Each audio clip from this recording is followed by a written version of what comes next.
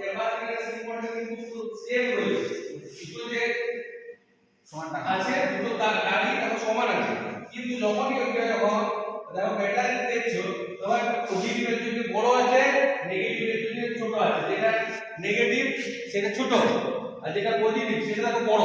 এইবারে দেখো বলবে যে স্যার অনেকগুলো পজিটিভ বা নেগেটিভ বা অনেকগুলো ছোট বড় রয়েছে, তো মনে রাখবেন ব্যাটারি তৈরি হয় গ্রুপ অফ সেল নিয়ে।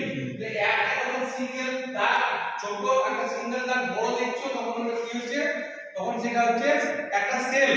এইবারে যখন গ্রুপ অফ সেল নিয়ে তৈরি হচ্ছে ব্যাটারি, তার জন্য প্লাস মাইনাস বা এই যে ছোট বা বড় যে দাগগুলো আছে সেগুলো অনেকগুলো দেখছে। এবারে নেক্সট আমরা দেখে নেব কি কি আছে।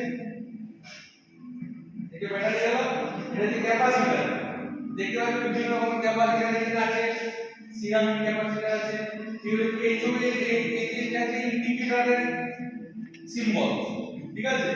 তারপরে গ্যালভানোমিটার, এটা কারেন্টের ডাইরেকশন, উইস্টন ব্রিজে যেগুলো দেখিয়েছিলাম, যে উইস্টন ব্রিজে কারেন্টের ডাইরেকশন দেখাতে যে বিদ্যুৎ যন্ত্র ব্যবহার করা হয়, এটা যে অ্যামমিটার। এবার পার্টিকুলার এটা বলতে পারি মানে এসি না ডিসি, তখন আরো চিহ্ন দেওয়া থাকে, এটা যে ভোল্টমিটার। অ্যান্টেনা,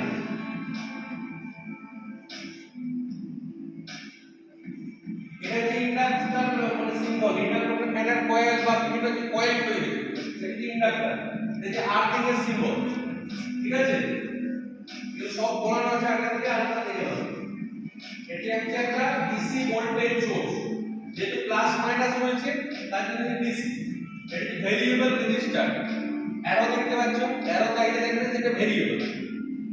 এটা যে ওপেন সুইচ বা সুইচ এক ধরনের, ঠিক আছে, এটা ওপেন আছে, এটা রেজিস্টার। এবার যখন এখানে অ্যারো দিয়ে দেবে সেটা হবে ভেরিয়েবল রেজিস্টার, ঠিক আছে।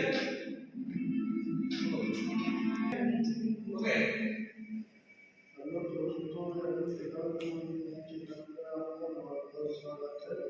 जरा आप लोग क्या बोल रहे हैं इलेक्ट्रिकल सिंबल्स के बारे में जानेंगे। आसान से छोटे रेक्टिफायर से रेक्टिफायर बोलिए, কতগুলো চারটি ডায়োড নিয়ে তৈরি হয়েছে, চারটি ডায়োড